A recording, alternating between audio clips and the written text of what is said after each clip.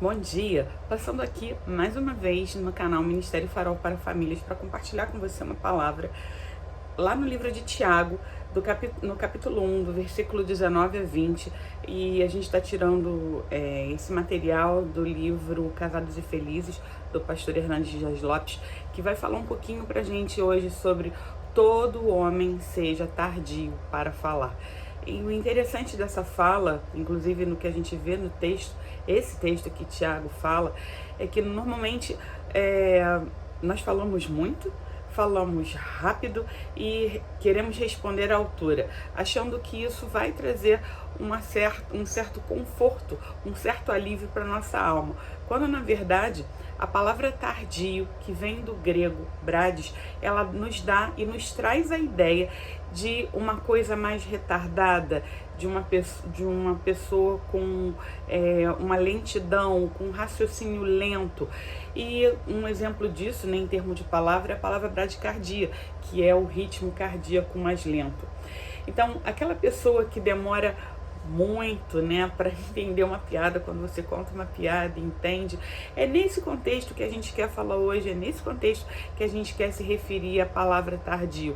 Não é que você não possa responder, mas é como e de que forma você vai responder. Isso age principalmente quando a gente trabalha com as pessoas de casa. Você falar isso para uma pessoa de fora pode parecer um pouco rude, pode parecer um pouco grosseiro, então você vai realmente esperar um pouquinho. Mas e os de casa, quem convive com você 24 horas, que te conhece, que você sabe as limitações da pessoa e sabe que aquela pessoa com certeza vai acabar te perdoando depois? Como é que você trata isso? E aí a gente vai, como a gente sempre procura orientar vocês e procura seguir através do que a Bíblia nos diz. A Bíblia fala que, nesse sentido do ser tardio, que nós devemos ser cautelosos, devemos ser moderados com as palavras, que nós devemos sempre refletir, né? E que responder antes de qualquer situação, refletir antes de ouvir, estultícia. Isso vai trazer vergonha. E isso é fato. Quando você de repente não espera que a pessoa fale e você já está dando a sua opinião, já está falando o que você imagina. Isso às vezes acontece numa situação de uma conversa acalorada, ou que você está tão irritado, né, a ira, está tão irritado com uma situação que você já quer lá dar logo a resposta. Infelizmente, isso acontece na minha casa também. E eu falo até por mim mesmo, porque às vezes a mente funciona mais rápido do que o corpo e você começa a pensar e já quer dar uma resposta agressiva, ou uma resposta, não que você queira agredir a pessoa, mas às vezes os seus sentimentos estão tão aflorados, estão tão acalorados, que você quer partilhar aquilo ali com o outro e infelizmente faz da pior forma possível. E aí, trazendo um pouquinho para a área da saúde, nós temos uma glândula, né, a glândula pituitária, que também é conhecida como hipófise. Ela desempenha um papel crucial para muitas coisas, mas na resposta do estresse e das emoções, ela vai atuar de uma forma assim bem significativa, e aí inclui a raiva, o estresse, né, durante as discussões.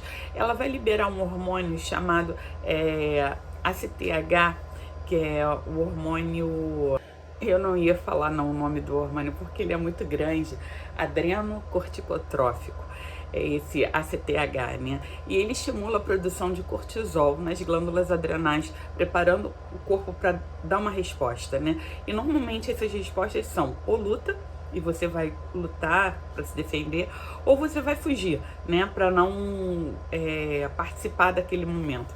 E isso é muito importante. Então você vê que até a nossa fala, de alguma forma, o nosso corpo, como ele está todo interligado, né, e também corpo, alma, espírito, a gente pode produzir hormônios que vão nos ajudar, ou então vão piorar ou agravar a situação quando a gente entra nesse módulo da ira e no módulo do falar as coisas de uma forma impensada. Voltando para a Bíblia, Tiago fala pra gente que a língua, ela tem o poder de dirigir. Você imagina um carro sem freio. Ele vai bater em um determinado momento. Imagina um cavalo correndo. Esse cavalo desembestado, correndo, ele vai se chocar com algum obstáculo. Alexandre conta até um exemplo que uma vez ele andando numa fazenda, num sítio, ele subiu numa égua e a égua, não se sabe por qual motivo, ela desembestou a correr. E um pouco mais à frente dele, ele tinha passado por uma cerca, um portão, e tinha deixado esse portão aberto. Se esse portão não tivesse aberto, essa égua ia bater direto naquele portão, ele ia ser lançado longe, talvez não tivesse nem vivo hoje. Mas isso é o que acaba acontecendo, né? Então ele também não sabe o motivo pelo qual o cavalo desembestou a correr, mas é esse o exemplo. E um outro exemplo que a gente tem também é de um navio, que o navio sem direção, ele sem o leme, ele vai se chocar e vai bater em rochas ou em algum local. Por quê? Porque a direção dele não está boa. E aí o Tiago fala muito a respeito da língua, que é um órgão tão pequeno, mas que dirige o nosso corpo. Então ela tem a mesma proporção de um carro quando bate desenfreado, de um animal, né, de um cavalo que corre desembestado, ou até mesmo desse navio imenso que bate quando ele não tem uma direção bem definida, está sem freio, né? Também nos diz Tiago, né, ele fala pra gente que a língua ela tem esse poder de fogo ou de veneno. Uma fagulha pequena dentro de uma mata pode causar um estrago enorme, um incêndio sem proporções, pode queimar muita coisa. E imagina uma pequena fofoca, uma pequena fala, mas não tinha nada a ver, foi só um pequeno comentário. Só que esse pequeno comentário e esse boato, eles agem de uma forma tão grande que podem incendiar a vida de uma outra pessoa, podem inflamar uma contenda, uma briga, e podem trazer dentro dessas proporções estragos para a vida das pessoas. Então a fofoca e o boato, eles também são como um veneno mortífero. Eles matam, podem não matar o físico, mas eles matam a alma, vão matar o espírito.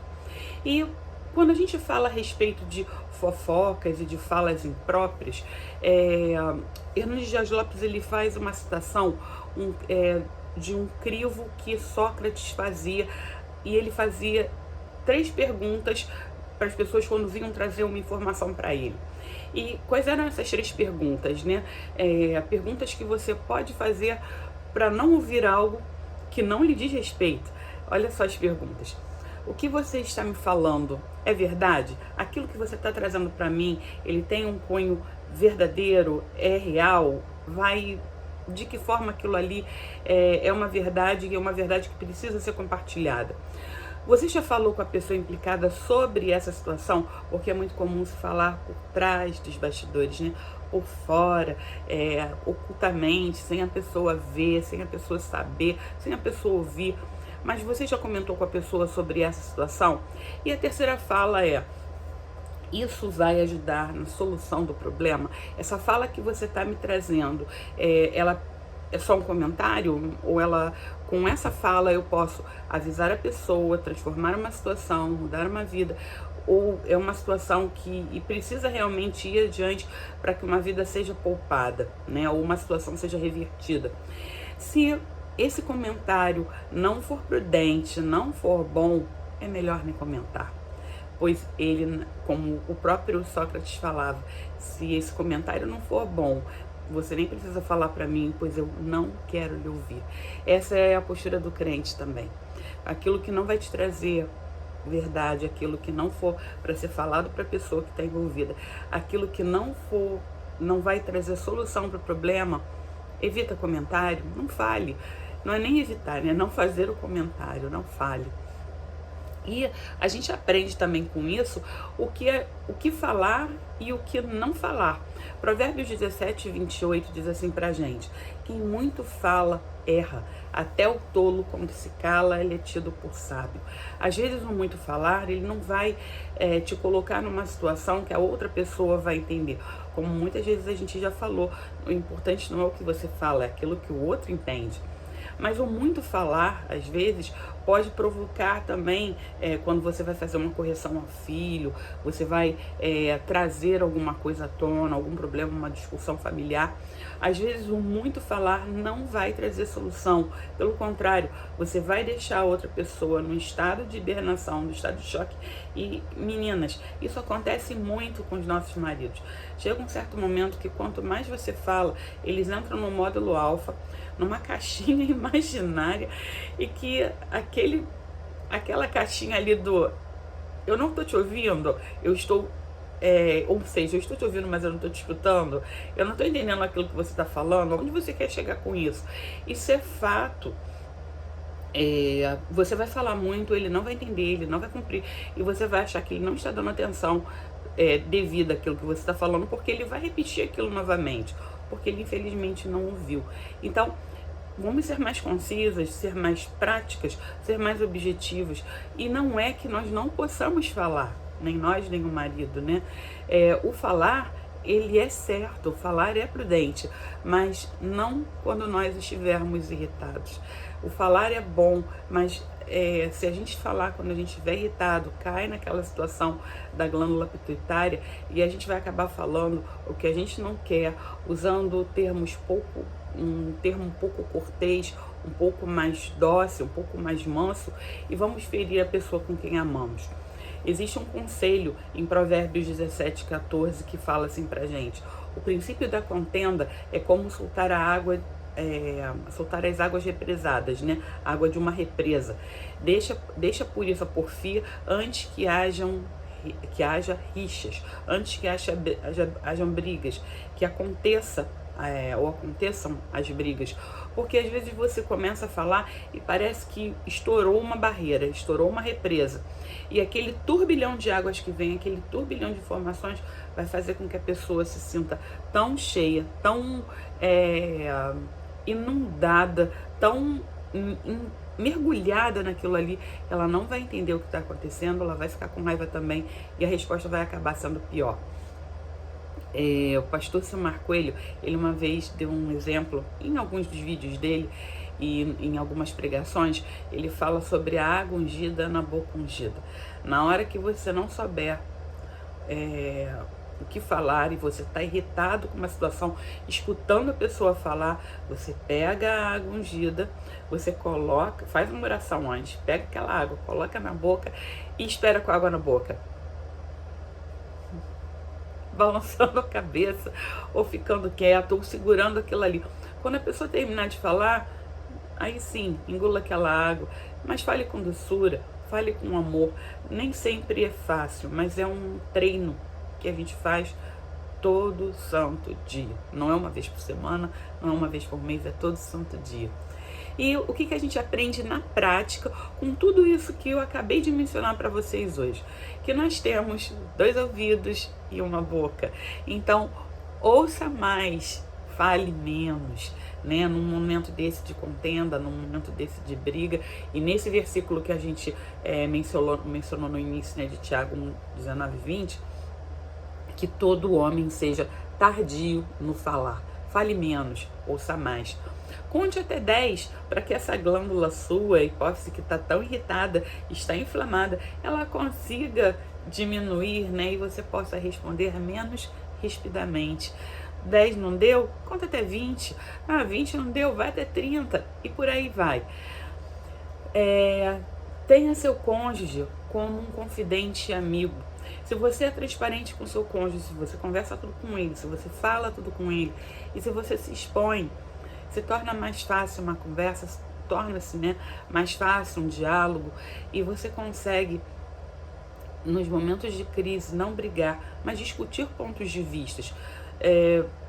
O ponto de vista, você pode ter uma informação, ele pode ter outra, e vocês chegarem ao mesmo denominador comum.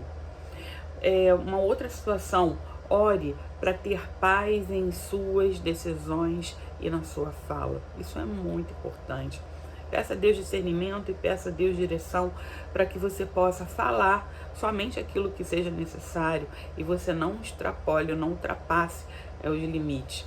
Escolha bem os amigos com os quais você pode partilhar informações, confidências, ou situações. Escolha.